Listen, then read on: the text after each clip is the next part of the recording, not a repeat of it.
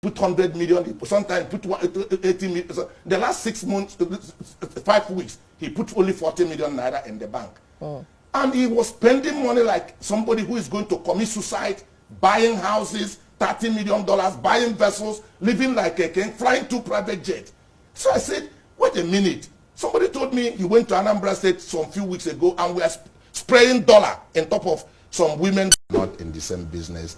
Usually from my state, we have many entrepreneurs, and because of the culture we have, you know, too many of us are bound that we don't get to meet each other. And more importantly, myself, I'm very reserved individual based on my humble beginning. You don't see me in a club. I don't get to get in so many places. I focus on my business and in my religion, and then, you know, just live a humble life and focus on the things that makes me happy and, you know, make life progressing. Then the second time I got to meet Ifeanyi was 4 years ago when I turned 50, you know, during my 50th birthday. He came along with some other people, you know, greeted me, and we never get to meet until some other time that he called me on the phone, you know, explaining to me he has some difficulties and he will require my assistance. All right. Now, at what point did this birthday meeting become a business discussion, and at what time did you seal it into a business? Precisely last year, May. I was in my office, I got a call, and behold, it was Ifeanyi Ubah of Capital Oil that was on the phone. He spoke to me, you know, distressfully that he had a problem and that the banks are trying to close up on him and he will require my assistance. And I asked him what kind of problem was it. You know, he told me that, you know, he was owing Union Bank and that the banks are trying to close up on him, and if I could please, you know, come to his aid.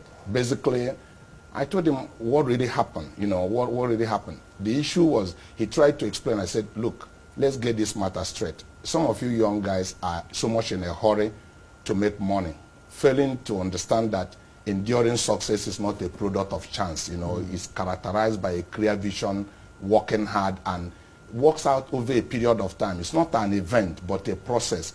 I will simply advise you, why not get rid of some of your assets and pay down on your loan and start all over again. That what is important is what happened in you, not what happened around you. I share some experiences to him, how I started, and at the time things went bad. You know, I have confidence in myself. That's what is important. But you still helped him. I want to get to where I helped him, because I tried to say the story. So I gave him this kind of advice. He wanted me to come eventually. I went to his place and saw his tank farm and felt, wow, this is a young man from my state that have been able to achieve things like this. So he told me, he told stories. The bottom line is that that people gang up against him and made negative story. They want to take over his business. He needed my assistant. So I took him to the bank to see if they could assist him. You know, the bank where I was a shareholder and, you know, I have business with. I went to the bank. In fact, I moved around the banks, not just one bank. I started from Fidelity Bank. I called the manager, don't talk about Ifeanyi again. I called Mefere of Zenith Bank. I went through all the bank. Nobody was willing to help him. So much uncomplimentary news about him. I went to Access Bank. The same story repeated. So I called him and said, hey, wait a minute. There's so much things people are saying about you. What would really get you to this place? He explained he was building structure. You know, he was trying to build his tank farm, you know, before the banking deregulation, and that created him problem. But now he's a changed man. He wants to focus in his trade. I said, fine, you look me straight in the eye and tell me that if I assist you, you are not going to betray me. He said, if you assist me, I said, tell me that if I assist you, you are not going to get into any additional capital project. Because the problem with the boys from my state is that quite a number of them mismatch their funds. Take a short-time fund and put in a long-time project. You know, at the end of the day, the interest rate get you stagnated because you couldn't finish that business in time to be able to get the money. I told him the second thing is that it's not, in my view, his business is not properly structured. And it's hard for a bank to give people like him money in the sense that, you know, it's like the A to Z of the business. I say, if you are not here, who else can anybody talk to? You know, try to make all of this Eventually, I took him to the bank, and they were not willing to do anything. So I come back, I said, I asked the bank, I said, we must lend this guy money. He wanted to trade, you know, let's assist him. Okay. They were of opinion that this is not what they want to do. Go ahead. Now, you were severally warned by people not to help him. That's right. What made you have a change of heart? Okay. Listen, where I come from, I'm from Nnewi, okay? We had a kind of a social welfare system where we are our brother's keeper. You know, in fact, if you come to our place, we understand what supplier credit is all about. That is to say, when I import goods, we always give goods to some other person to sell and return money. When some of my, you will even ask, how did Costaris build the capital that with which he does the business today the way it is? It's by the same means. I'm not in a hurry to invest in property, in building.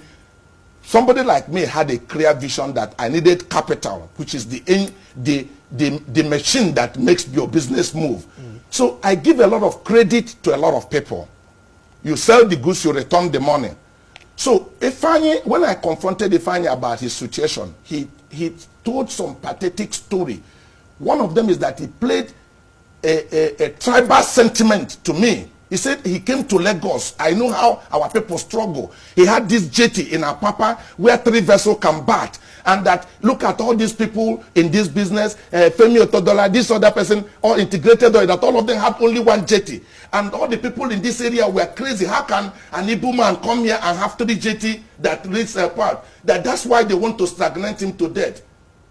I called the bank again. I said, what risk do we have that we open letter of credit, this guy get a consignment, we get an agent to be able to put this in a dedicated tank so that we can sell these goods and take the money back to pay. He takes his profit. The banks laugh. I said, this guy, don't let anybody see you on a picture with him. On my honor. So much things were said that was on it. I said, no, this cannot be true. A human being cannot be this bad. It's not possible. So, you know, I felt truly that the way people say things about him touched my heart, and I felt this cannot be true. All right. Let me hold you there, Dr. Maduka. Now, this is a man who has been accused of 22.4 billion naira in full subsidy scam, and obviously is up to debt in $1 billion to banks and, you know, so many businesses. And you were warned, you know, and like they say, to be forewarned is to be forearmed. Yeah. However, I see that you're a very sentimental and very loving person, and I'm sure you took him on because you trusted he would pay back. Sure. Now, at what point did he begin to default? Okay, let me explain this transaction. You know, because I'm a risk manager. Okay. So actually, to be an entrepreneur, you know, I have to manage risk. Yeah. You can't do business with avoiding risk. Okay. It's about taking a calculated risk. Sponsoring Koja was a risk for me to put 1,000 BMW into the hand of the Nigerian government without any payment. Everybody warned me against it. Bank warned me against it. I can see through risk. What is important is that, can you mitigate the risk? Can you manage the risk? If you avoid risk, you cannot be in business. Risk is part of the aspect of doing business. So what happened was that I think I could see through this risk. There are things you can predict is possible. There are things that it's never happened. This is my 38 years in business, not 37, 38 years. It's unprecedented. I've never had a story that you open a letter of credit for somebody to import consignment.